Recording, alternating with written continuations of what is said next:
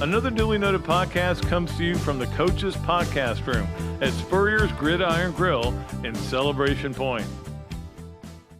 Okay, and welcome into another Dooley Noted podcast presented by Titan MRI from the Meldon Law Gator Studios. We appreciate everybody for being on board. We have a great guest today, my friend Brett McMurphy from the Action Network. You've seen his work in the stadium and he's been everywhere. But not because he's not great. He is really good and knows the inner workings of what's going on with conference realignments and all this stuff. I can't wait to talk to him about that. Just a little bit of an announcement. Jared, actually Monday's going to be Jared's last day. I know we keep saying it's his last day, but it's going to be his last day eventually. And Zach's going to take over, and we're going to change the following week to a Tuesday, Friday, to kind of acquiesce to Zach's schedule, and also Coach Spurrier. So, and I will be honest with you, this summer, I'm going to take some days off. Last 2 years, I have worked through the summer, 2 shows a week and all the other stuff I do on radio. There's going to be some days off coming up. What we end up doing in football season, you'll find out as we get closer to football season. But I think it's going to be a lot of fun. And I can't wait. And look, we want to keep it going with 2 shows a week for now with our advertisers because we love our advertisers. But there may be 1 show some weeks just because I do need to go on vacation with my wife. I mean, she's been after me. She wants to go to Alaska. And I'm like, I would like to go to Alaska. Not. No, I guess anywhere that's not as hot as Gainesville would be good. But anyway, we're making some changes and stay with us. I think you guys, the people, our numbers keep growing and growing, and it's certainly been a lot of fun to do the show. Hopefully by the time we get to this new era, I will have sold our starting lineup sponsorship, but I have not even made the effort yet. I got lazy yesterday, man. You know what I did yesterday? I laid on my recliner and watched golf all day. I got ESPN Plus so I could start watching as soon as they teed off when the frost delay was over. In fact, I was watching again this morning. Watched it all day, then Gator baseball, and then I went to bed. That was it. I was just terrible. But our starting lineup today is presented by Hesser and Kipke, our great friends at Hesser and Kipke. We love them so much, and they did have a great time at the golf tournament. And Hesser and Kipke starting lineups. So start with number 1, which was, and again, I know a lot of you are not hearing this till Saturday or whatever. What am I, Richard Lewis here with the hand, going up and down? My therapist and the thing, the dots, yes. But I do want to talk a little bit about last night's game with Florida and Kentucky, which was Thursday night. And Florida with a big win that pretty much, in my mind, assures them of being a national seed. They had to win 1 up there. They may have won 2 by the time you're listening to this. They may have won all 3. They may not have won again. Who knows? But the point is, they had to win 1, and to go up and win that game 10-3, especially after the game got tight there at 2-2, after Florida had taken a lead. The play Langford made, if we were doing play of the week today, it would have been that play. He made this diving catch, and if you didn't see it, diving catch in the outfield, and threw from his butt and forced the guy out at second base. So I'll call it forever the butt throw. So Wyatt Langford, what a performance by him and by the Gators. Florida only used 2 pitchers in that game.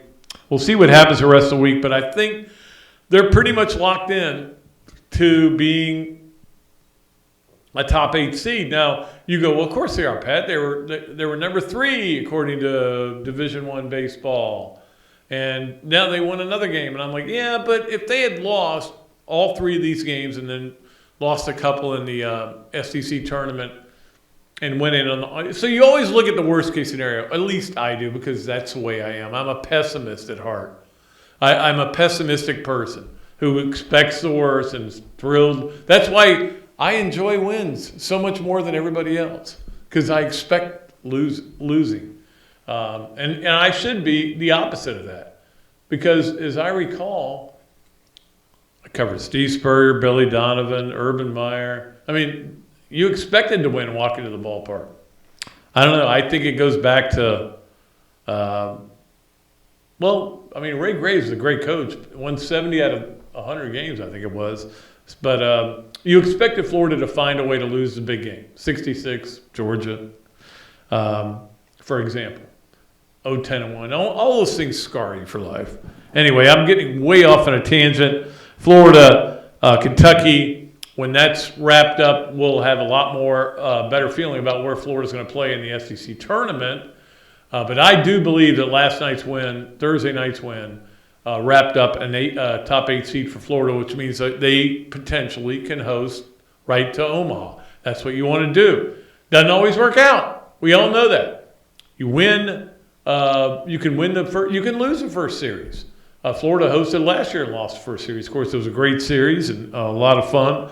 But we'll see what happens there. Langford also had 3 hits, and that is a scary thing. Like last night, they pitched Waldrop because it made sense. He'd only pitched 1 inning the week before. And Caglione seems to kind of be figuring it out. I think so. And Langford seems to be back to being White Langford now over the last couple of weeks. Scary team, man. I wouldn't want to be playing them, but it's baseball. Things happen. All right, number 2. I can't talk too much about the PGA because as we're talking, it's being played. As you're listening to it, it's still being played. But it was a lot of fun yesterday to watch it. And I will say this.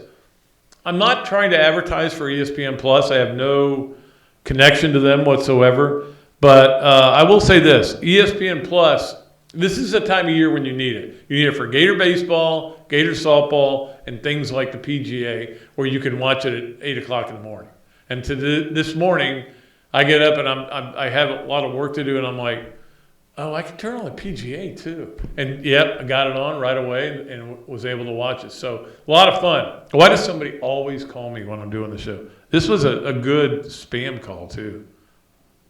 You don't see spam calls that have letters that look like the sign for boron on them, but all right. So I enjoyed watching it. If you didn't get a chance to see what happened with Tom Kim yesterday, it was so funny to watch it live. It's still funny to watch it when he had to get in the mud because he had to identify his ball, got all muddy, basically stripped down, washed himself off in a pond. It's great stuff, and his reaction to it was amazing. That was the best part of the day. That's the thing that made me smile. Also, another thing I wanted to mention, it's pretty clear now. I wasn't sure if it was just the Masters crowd, but I think it's pretty clear now that the people that go to these golf tournaments, that pay a lot of money to go and get their tickets and stay there and pay a lot of money to stay there, whatever. Or, we're talking about people from Augusta, people from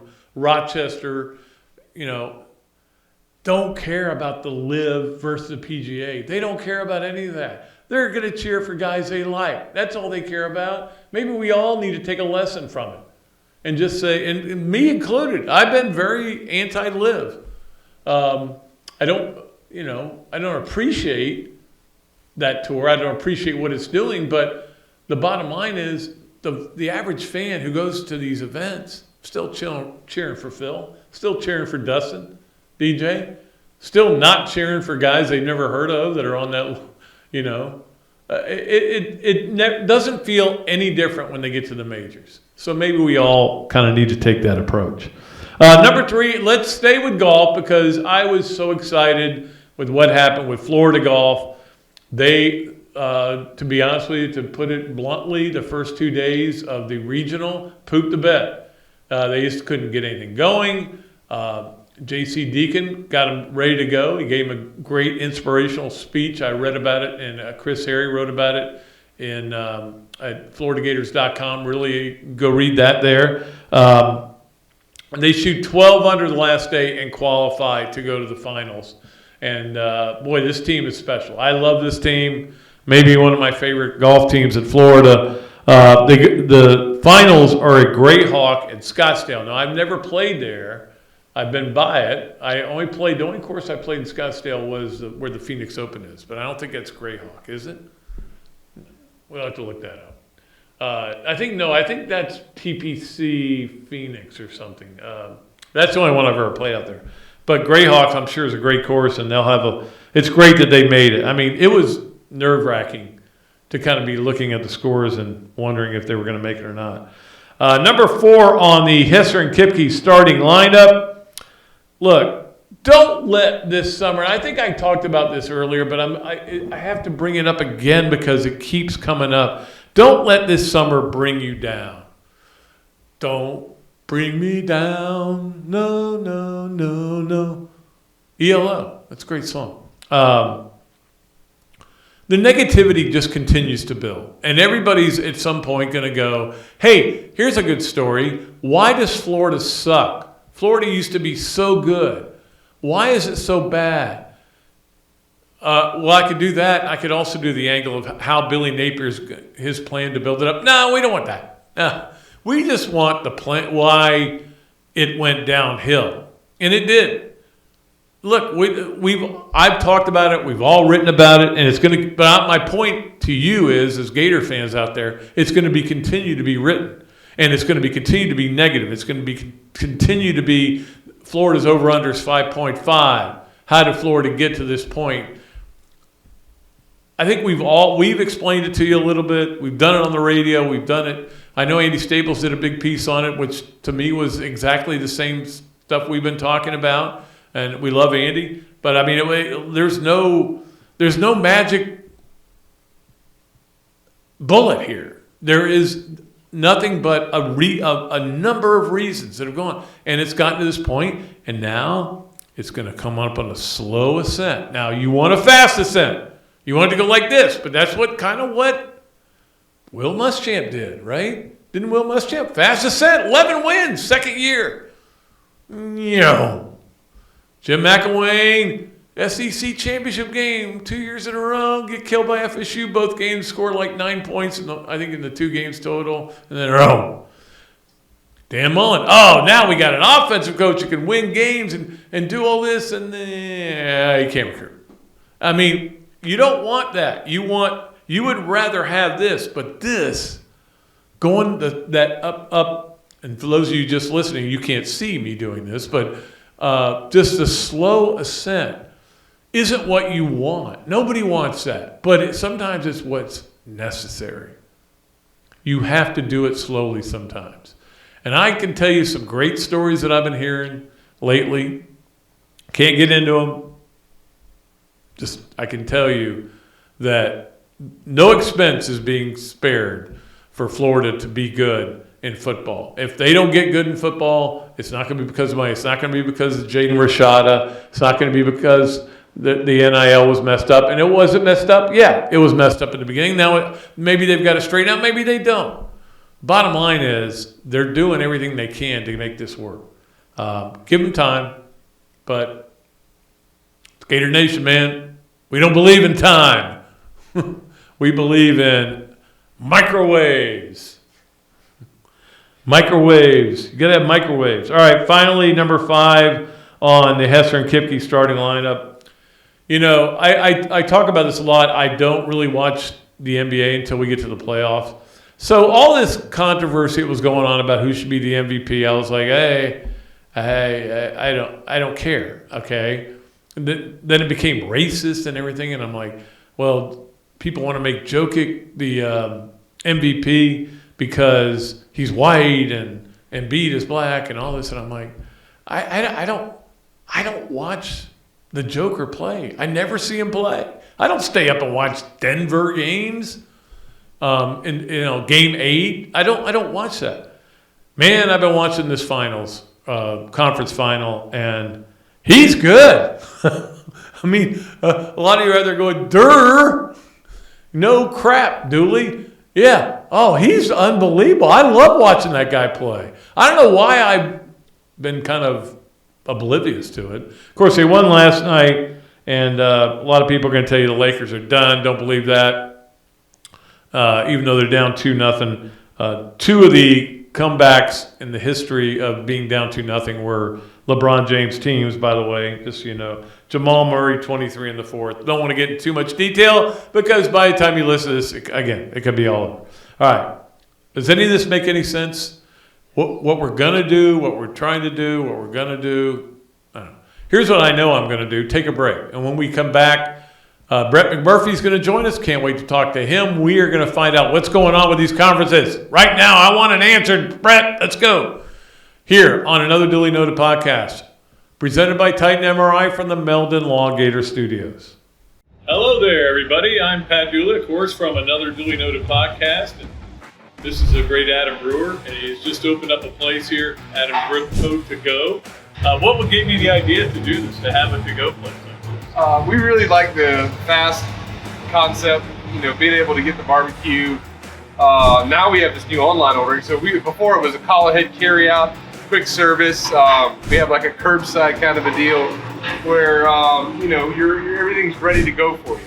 And then we thought, wow, we have a really great dine-in concept, but how can we make this streamlined for the customer and make it easy and accessible for all parts of town? Adam's Rib Co. to Go. Come on down and enjoy it. Great food, great atmosphere, a diverse menu, everything made from scratch, plenty of space, and locally owned. These are all the characteristics of a great restaurant, and you can find each and every one of them right here in Gainesville at Ballyhoo Grill. Ballyhoo Grill prepares all of their food fresh every day, from their salad dressing to their award-winning soups. Bring your family and enjoy dinner under the Tim Trebo Tiki Hut while listening to live music. Or if you're running low on time to eat out, they also deliver through Uber Eats, Bite Squad, and Postmates. A Gainesville staple that's been open for over 30 years. Check out Ballyhoo Grill on Facebook or at ballyhoogrill.com. Albert, Alberta, I understand you were witnesses to a crash. Can you tell us about the accident?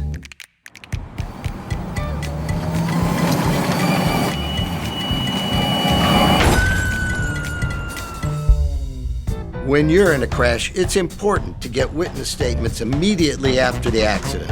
Whether you're in a car, truck, motorcycle, scooter, or even a golf cart accident, at Meldon Law, we won't back down. Another Duly Noted podcast comes to you from the Coach's Podcast Room at Spurrier's Gridiron Grill and Celebration Point. You can watch and listen to us on Facebook and YouTube for every podcast that we do on Mondays and Fridays at 2 o'clock. Listen to the podcast whenever on Apple Podcasts, Spotify, Google Podcasts, Overcast, any of the other 39 platforms where you can find this podcast or your favorite podcast. Remember to like, follow, and subscribe. If you have any questions or comments, leave them in the comments section below or call me if you want to do some advertising at 352-317-3444. As the oldest Gator booster club in the world, Gainesville Quarterback Club gives you access to elite speakers like coaches, NCAA football insiders, Gator greats, and more, including yours truly. Share your passion for Gator football with hundreds of other members at weekly in-season meetings, home game tailgates, and special events throughout the year. Join the Gainesville Quarterback Club today. Trial membership until April 11th only, featuring Billy Napier and Tommy Townsend. Email the club at membership@quarterbackclub.org. That's membership@quarterbackclub.org, or call me, and I'll let you get to the right people. Things have certainly got a little out of hand lately when it comes to just buying our everyday necessities. Just look at gas, streaming services, and heck, even chicken wings. Well, there is one necessity that shouldn't cost a ton: taking care of yourself and helping fix all the aches and pains in life, and the fine folks at Titan MRI agree. With costs a fraction of what you'd pay at a hospital, you'll not only save money, you'll be taken care of by staff with over 20 years experience. So when you need an MRI, call Titan first, and you can go where your doctors send their families. Now offering CAT scans. Okay, and welcome back to another Duly Noted podcast presented by Titan MRI from the Meldon Law Gator Studios. It's a great pleasure to go to our Zoom line, the Big Mills Cheesesteaks Zoom line, and talk to the great Brett McMurphy from the Action Network. And he knows everything there is about college football insider, and looks like he's got a pretty good situation there in his backyard too. How's that? That's pretty sweet. It's okay. We've been here a while. A lot of trees, conservation area, nice and peaceful. We like it.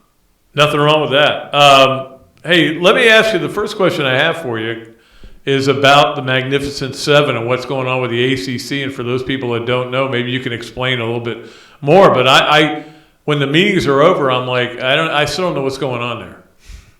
Yeah, well, I don't think anybody does, to be honest, Pat. I mean, basically, there's 7 schools.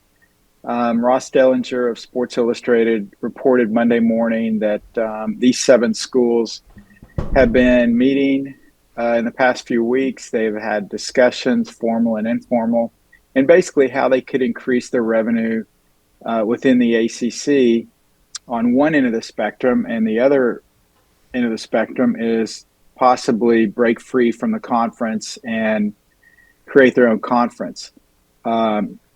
He said that Florida State and Clemson were 2 of the 7. I identified all 7 of the schools, and they are Clemson, Florida State, Miami, North Carolina, NC State, Virginia, Virginia Tech. And basically, they believe that they bring the most value to the ACC, and they should receive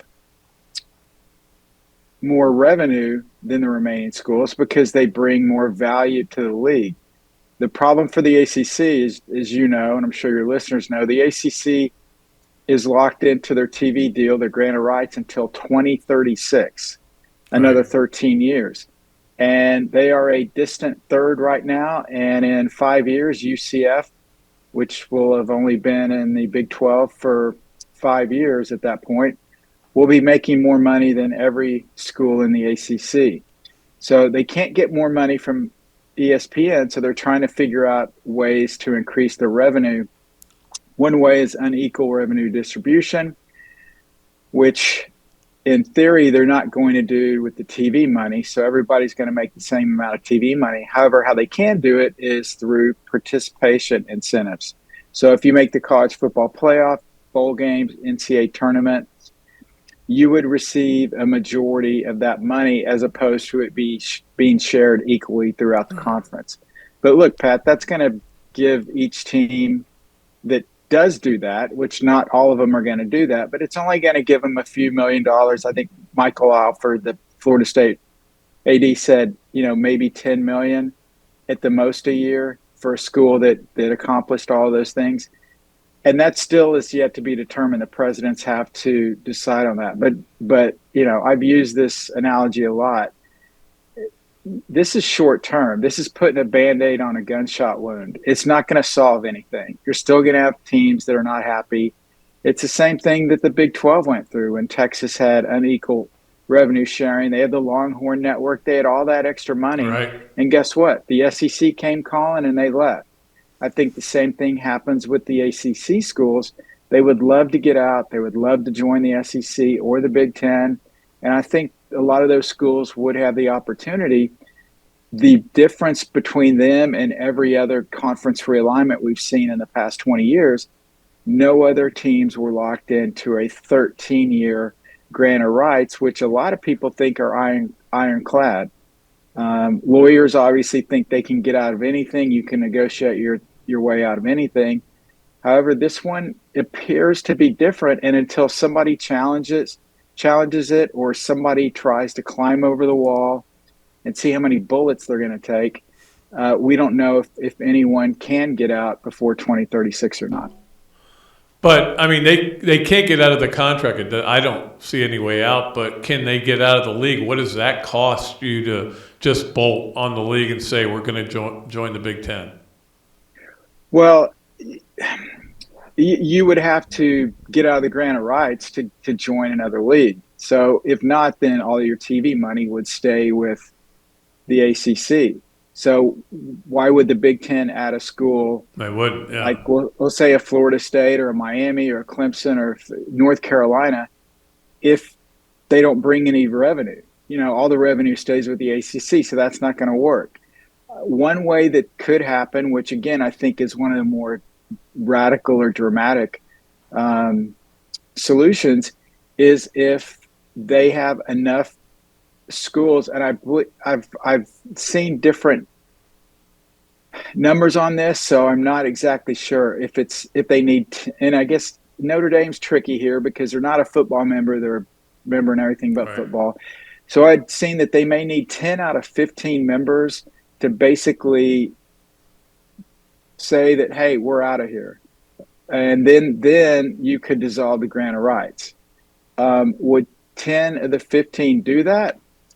I'm not sure. You've got 7 that would.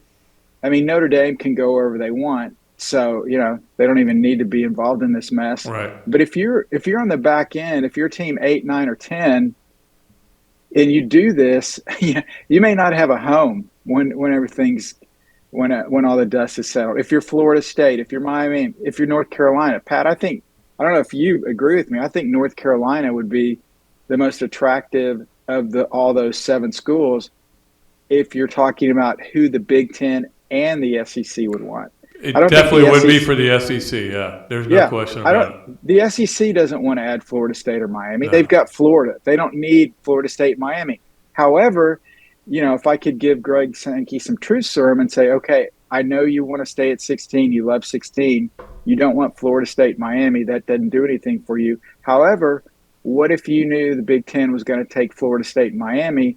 Would you then take them so that the Big Ten didn't come and plant a flag in the state of Florida with two power conference teams? That's the unknown, and that's kind of this. It's not really a game of chicken. I don't think we're to that point yet, but that's basically what the people in the ACC are thinking. And they came out of the meetings Wednesday, everybody's smiling and happy. They're everything but singing Kumbaya. That was the only thing missing. But I know you're a big rock fan. I will go to the late great philosopher Meatloaf, and he can sum up the ACC grant of rights in Paradise by the Dashboard Light. I swear I will love you until the end of time, and now I'm praying for the end of time. That's what the situation the ACC is in right now. It is. I mean, that's the amazing thing about it. I mean, I can't predict where we're going to be in 5 years in terms of. Nobody can. No, and it's gotten crazy. I mean, we don't even know what the schedule is going to be like for next year in the SEC, which I guess they're going to try to get resolved this weekend. Are you hearing, or actually be 2 weekends? Well, 2 weeks. Yeah. Down in Destin or over in Destin, but. It feels like there's still enough teams that don't want to go to 9 games that it seems like a no-brainer idea. It's great for revenue. It's great for the fans. But there's a lot of administrators who they want to go to bowls. They'd rather go to bowls than go to 9 conference games. Well, the issue is if you go to 9 conference games, then that means 8 of your 16 teams will have another loss. And you mentioned it. Teams that were, maybe fighting to get the 6-6 in the past are now looking at 5-7. I think the top tier teams, Alabama, Georgia, they don't have an issue with that. I think Saban would prefer 12 conference games if you ask him. So they don't have any issue with that. There are 16 members, though, and I think the middle tier teams, I think the bottom tier teams, you know who they are. I think they would prefer to stay at 8. I keep going back and forth on this. I agree with you. I thought it was a slam dunk. You're going to 16 teams. You're going to have 9 conference games. Pat, I've been hearing in the past couple weeks that 8 may have a chance. And the reason is, I reported a couple weeks ago, the Big Ten has this, they call it a requirement, although it's not really a requirement. So I'm not sure exactly what it is. A strong recommendation, whatever it is, they're getting nudge. A nudge, a wink, wink, nod, nod, do what I mean. That they would have to play a non-conference Power 5 opponent every year. They would have to play one of those. Well, whatever recommendation that was, they're getting rid of that. So basically the Big Ten is saying, look, 9 conference games, that's your Power 5 opponents, and then you go schedule whoever you want in the non-conference. You can schedule Power 5s if you want. So the SEC could be looking at this like, okay, we've got 8 conference games. We require one Power 5 non-conference. So that gets everybody up to 9 Power 5 conference games. That's what the Big Ten's playing. That's what the Pac-12 is playing. That's what the Big 12 is playing. That's what the ACC is playing. So why should we go up to 9 games? And then if you keep that requirement, then the SEC is now playing 10 Power 5 opponents. I'm not sure if that's going to happen. And the other thing you mentioned, it's a good point, the revenue aspect of this. Again, I can talk to 2 different people within the conference and I get 2 different answers. I've been told that ESPN, when they added OU in Texas, they will pay the SEC pro rata for adding those 2 schools, which basically means those 2 schools, the league gets the same amount per school that they're getting for their original 14 members by adding OU in Texas. Some people claim to think that if they add another conference game, a 9th conference game, then ESPN will be required to pay them X amount more revenue. I've been told that, and I've also been told that's not the truth. A 9th conference game will not actually add more revenue to the league. So if that is true, and hopefully I can find out, in a couple weeks in Destin, I'll be there. If it doesn't add any revenue, if I'm the SEC, I stay at 8. Right. If it ain't broke, don't fix it. You've won, I don't know, 20 of the last 21 national titles. I'm exaggerating, but you've done pretty well with 8 games. The playoff is expanding next year. At minimum, you're going to get 2 in every year. You could get as many as 4 in a really good year. So why beat each other up if you're not going to add additional revenue? Yeah, it's going to be interesting because obviously there are a lot of schools that really want they want to play. They want to play as good a schedule as possible. And I remember talking to Greg McGarity years ago about why they were adding so many good teams on their schedule. Right. And Scott Strickland did the same thing. And mainly it was because, look, people aren't coming to see the Gators or the Vols or whatever play anymore the way they used to. They want to come and see the Vols versus Oklahoma, the Gators versus Utah. We saw the kind of crowd that we did that opening Saturday last year. It was as electric as I've seen it in the Swamp. Yeah, and you're right. The schools still have look. You can schedule 4 non-conference Power 5s if you really want to get your coach fired, but that's totally each school's call. And you're right. There is a concern with a lot of athletic directors throughout the country of, if you don't have these marquee games, fans are not going to just, they're not robots anymore. They're not just going to roll into the Swamp to see Florida play Southwest Missouri or Southeast Louisiana or whatever. Hey, McNeese State this year, man. That's a powerhouse. Okay. You got to do. I understand you got to do one every year, but but you're playing the likes of Utah and those sort of teams. Then that brings a lot of buzz. It's good for ticket sales, and that's what kind of surprised me with the Big Ten is we're going to a 12-team playoff, so now you're going to see teams with 2 losses make the playoff. We've never seen that in the 9 years of the 14 playoff. We won't see it this year. But next year, when we get to a 12-team playoff, you'll have teams with two or more losses that are in the 12-team field. So because of that, I thought that would encourage schools to play more, marquee type games like Florida State and LSU are opening up this year in Orlando, like they opened up last year. This year, the loser of that game is probably going to have to win out to make the playoff. If that game was in 2024, the loser of that game could still lose another game and still probably make the playoff. So that's what surprised me where the Big Ten decided to get away with the requirement of, we're not going to require you to play a Power 5 non-conference opponent.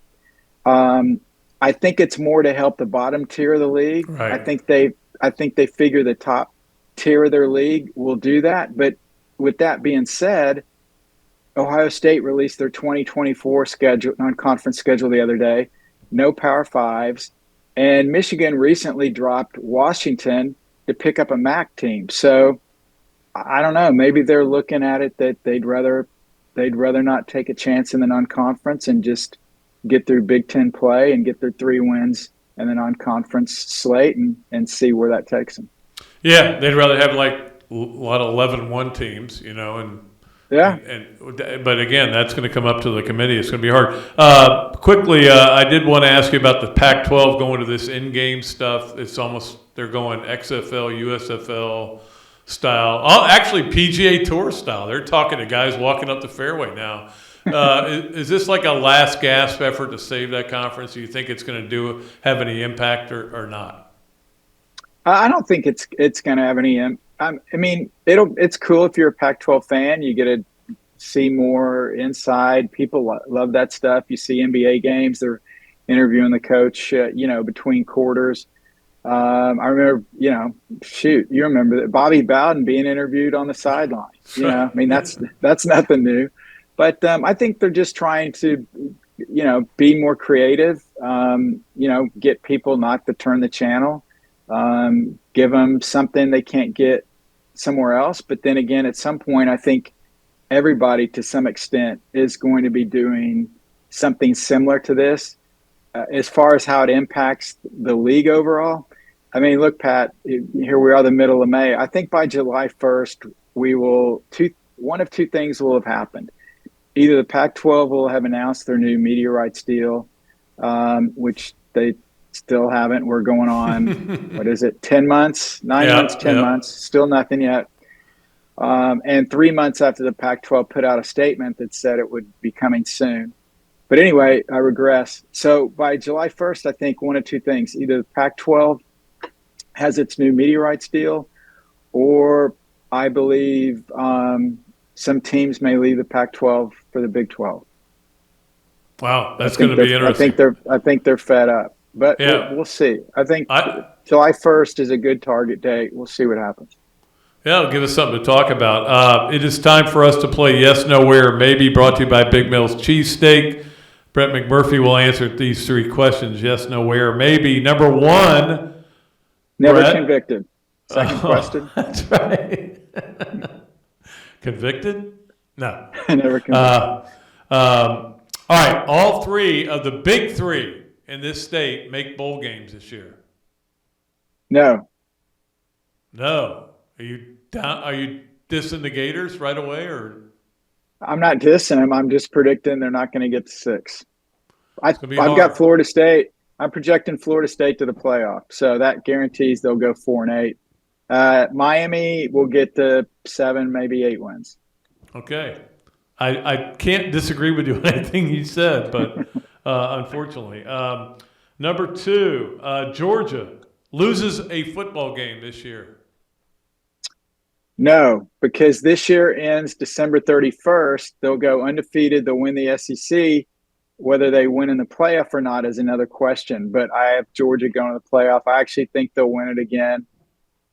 I know they lost approximately, last time I counted, I think it was 312 players to the NFL draft off that defense. But their schedule is soft. Very, very soft, yes. Use your own analogy there. Toilet paper, whatever you want. Yeah. So, no, they will not lose a game this year. I thought it was a lot to put West Athens High as their homecoming game, but, it is part of a home and home. So they do have to go at West Athens next year. And finally, number 3 on Yes, Nowhere, maybe brought to you by Big Mills Cheesesteak. Jimbo Fisher will be the Texas A&M coach in 2024. Oh, wow. You know your audience. I'm going to say yes, he will be, but I will add this prediction. With new offensive coordinator Bobby Petrino, 1 or 2 things will happen. Hey, I'll ask you a question, Pat. So you got to answer for your throw in your sponsor there. So give me an either or of what's going to happen. With Bobby Petrino as the new offensive coordinator, Texas A&M will set offensive scoring records for the Aggies and the Aggies win double-digit games, or that's A, or B, it will be a dumpster fire that will be larger than any bonfire they've had on the beautiful campus of College Station. I would lean towards B, and I will say I'm rooting for B. Oh, of course. Two of my least favorite guys there, So, but again, can I see A happening? Absolutely. But here's the big if and the big unknown. Does Jimbo, and I love watching Jimbo on the sideline because you see Lincoln Riley and he has the little note card looking at his plays. You see Jimbo and he's got the Sunday edition of the New York Times and he's rifling through it. It looks like he's doing his taxes. For the last 10 years. Will Jimbo give Bobby complete control of the offense? If he does, Texas A&M will be very, very good. If he doesn't, then it's going to be the same old song and dance. Think about this. If he goes, all right, Bobby, here's the offense, just drops all these papers they're sticking all out. Just go through this and you'll figure it out from here. This is how we did it. And you need the glasses on your nose looking down. The readers, the readers, the cheaters. Yep. Brett, always great talking to you, man. Good talking to you just anytime, but especially talking some football, and we'll get you on again sometime soon. But great having you on. Thanks a lot for coming on. Hey, anytime, Pat. I'm here whenever you need me. And remember, people, go out and buy those tickets next year, Georgia at West Athens High. Yes, right. That will be a sellout very quickly. Yeah. Get them now. All right. Thanks, Brett. Appreciate it, buddy. Thanks, Pat. All right. That'll do it for Brett McMurphy in our great segment. We always have great guests, and he's one of the best. And, of course, was on Yes, No Way, or Maybe. Coming to us on the Big Mills Cheesesteak Zoom line. We got to take a break. When we come back, more of our great stuff, including Hesser and Kipke, 3 things, Adam's Rip Code to Go Gator of the Week, and we will pull a winner for Leonardo's. You're going to win a Bob Dooley Invitational hat in addition to your $25 at Leonardo's. So we've got a winner pulled. We'll let you know who it is. All that and more coming up on another Dooley Noted podcast. Hello there, everybody. I'm Pat Dooley, of course, from another Dooley Noted podcast. And this is a great Adam Brewer, and he's just opened up a place here, Adam's Rip Code to Go. What gave you the idea to do this, to have a to-go place like this? We really like the fast concept, being able to get the barbecue. Now we have this new online ordering. So before it was a call ahead carry out, quick service. We have like a curbside kind of a deal where everything's ready to go for you. And then we thought, wow, we have a really great dine-in concept, but how can we make this streamlined for the customer and make it easy and accessible for all parts of town? Adam's Rib Code to Go. Come on down and enjoy it. Great food, great atmosphere, a diverse menu, everything made from scratch, plenty of space, and locally owned. These are all the characteristics of a great restaurant, and you can find each and every one of them right here in Gainesville at Ballyhoo Grill. Ballyhoo Grill prepares all of their food fresh every day, from their salad dressing to their award-winning soups. Bring your family and enjoy dinner under the Tim Trebo Tiki Hut while listening to live music. Or if you're running low on time to eat out, they also deliver through Uber Eats, Fight Squad, and Postmates. A Gainesville staple that's been open for over 30 years. Check out Ballyhoo Grill on Facebook or at ballyhoogrill.com. Albert, Alberta, I understand you were witnesses to a crash. Can you tell us about the accident?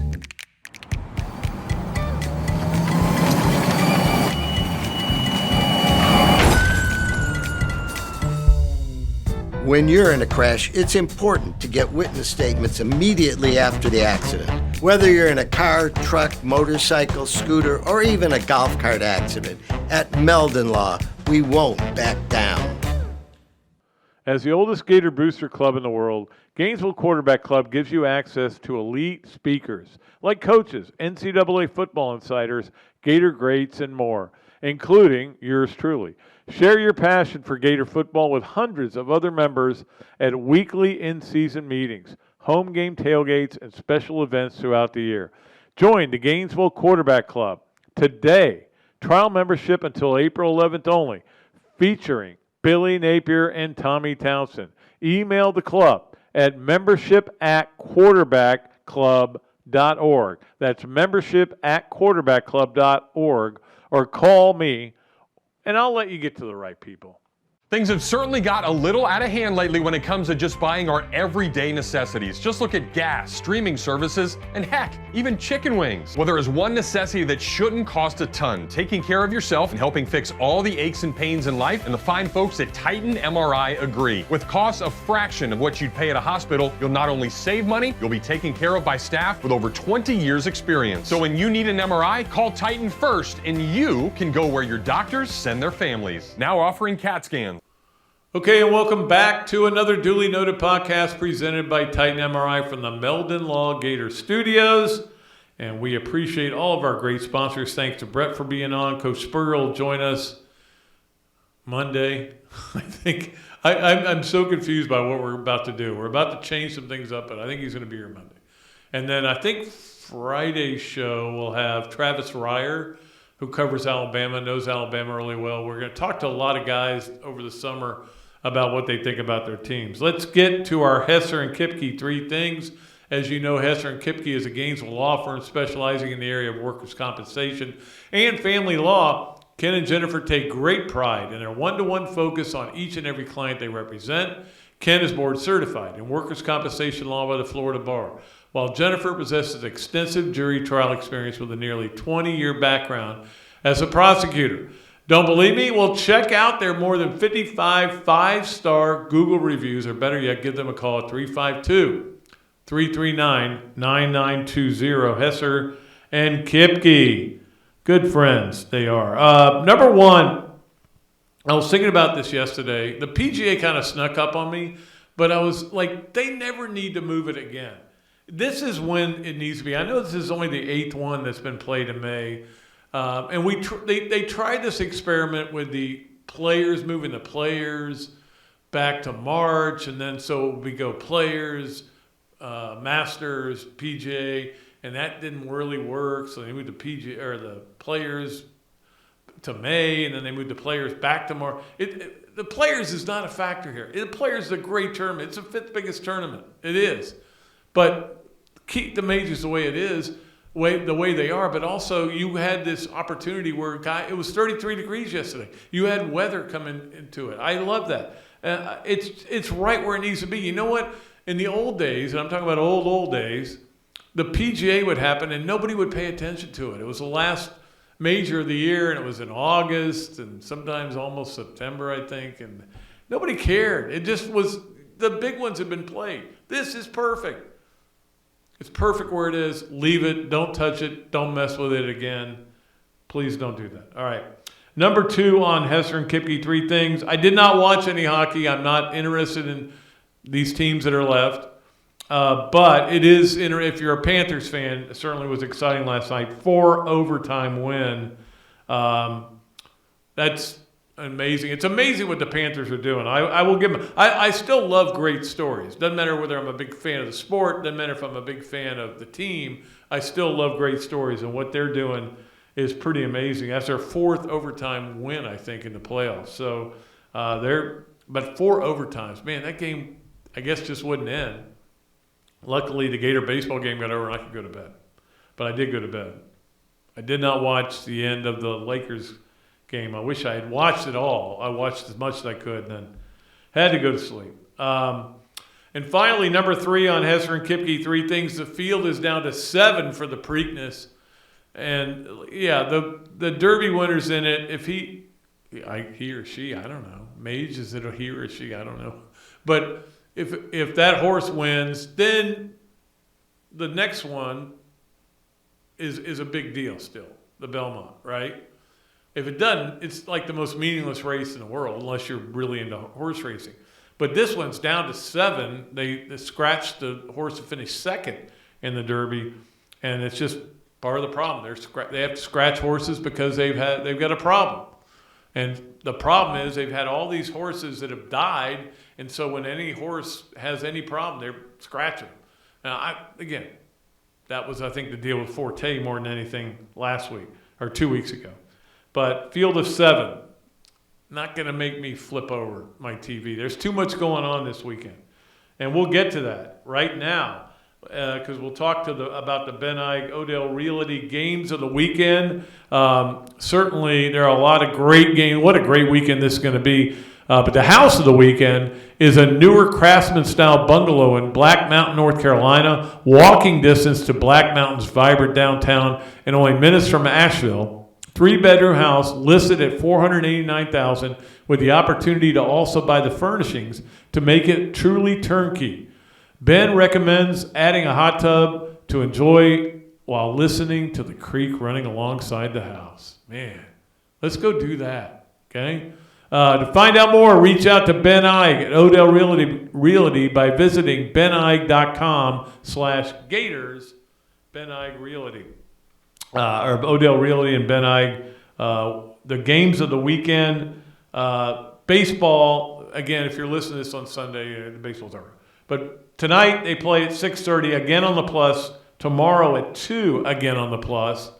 I'm telling you, I could be a salesperson for the Plus. The Plus is getting me through this time of year. Now, I wouldn't want it for football season. All the games are pretty much on regular TV. But you got to have the Plus this time of year. Softball, Friday, is playing at 6 o'clock. That's today, 6 o'clock, against Loyola Marymount. I guess it's on the Plus. I can't find where it's on anything. And it may not be. Maybe I have to listen to it. But Friday, softball, obviously it's double elimination, so they'll be playing a game probably Saturday and then Sunday, hopefully. We'll see what happens. PGA, you know where to find it. It's on CBS, and it'll be on ESPN as well. Again, the Plus. Thumbs up. You got to watch a lot of it, and it'll be on until it finishes. Last night, I watched golf from like 9:30-ish, 9:40 to 8:50 maybe when they finally got off the course. So that was good. It was too much watching TV. I know. Basketball, Friday, tonight, Miami at Boston, 8:30 on TNT. Denver at LA Saturday, 7:30 ABC. And Sunday, Boston and Miami again. They're playing at 8:30 on TNT. I pulled a winner for our Leonardo's and Millhopper Quick Picks. You guys all whiffed on the winner of, I can't remember which one it was. It was a basketball game. Anyway, you guys, I think everybody picked, it was Celtics. Everybody picked the Celtics and they lost. But we still had plenty of qualifiers. We pulled a winner at home. I had Karen do it, reach into the thing so I don't mess everything up in here. And the winner is Wayne Fuller. Wayne Fuller is our winner. You win a Bob Dooley Invitational hat from this year and $25 at Leonardo's. Just contact me and I'll get you. I think he's won before, so I may have his information, but go ahead and contact me. So next Monday, we'll have start another contest going forward on the Leonardo's at Millhopper Quick Picks. We appreciate Kyle Cohen over at Leonardo's. Guy I really appreciate, Adam's Ribco to go. Man, food was unbelievable. Like I said, I ate it for lunch and dinner that day, and I think I still have some left that I'm gonna have tonight when I go home, or this afternoon when I go home. So our Adam's Ribco to go Gator of the week is Yuxin Lin, who shot a 66 with the season on the line. Now that's golfing your ball right there. Season's on the line. You got to play well. I mean, everybody had to play well, and Castillo played well, and Bondi played well, but they'd kind of been pooping the bed, like I said, and Lynn comes up and shoots a 66 while they think he's going to be a major pro out there. It's going to be fun 4 or 5 years from now when all these guys, Castillo, Bondi, Lynn, are all out there on the tour. And, Florida, it's been Horschel, Tyson Alexander's now just gotten on there. That's about it. There's not a lot of Gators out there. Kind of a little slump, but they're about to be out there. But Yuxin Lin shooting that 67 on the last day. I love you, man. I was paying serious attention to it. It is time for us to go to this, that, and the other. It is brought to you by the great folks at Ballyhoo Grill. Again, Bill Reichert going into the Hall of Fame, the Bob Dooley Hall of Fame this week. And what he does for us every year is just makes me want to cry. To Ironwood Golf Course, what a job they did getting that course ready. Darth Shakow Insurance, our good friends over at Darth Shakow Insurance. Hook up with them. They know what they're doing.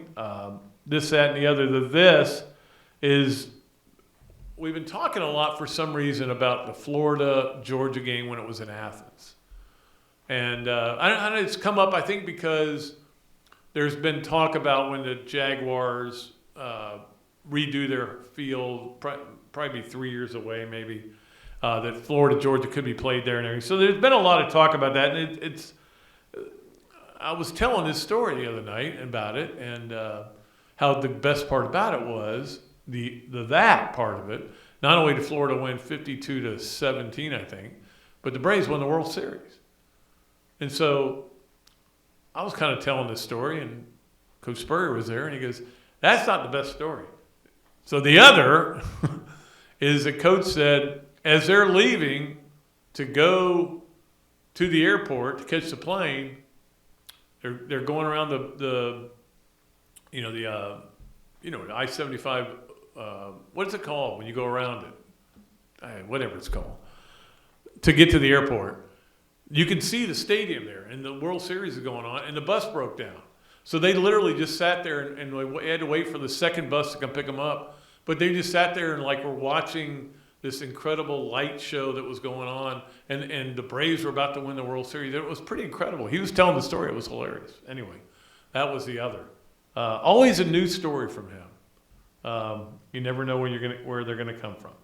I think we've got everything covered except, of course, Pat Dooley's Storytime, which is brought to you by Eastlake Pediatrics. We appreciate Eastlake Pediatrics, sponsors of the Bob Dooley as well. And this is another story about that time, because I was thinking about this, and I told this story too, about the Florida-Tennessee game in 1992. And Florida's plane coming back, they got beat really bad by Tennessee. Tennessee was really good. Florida wasn't quite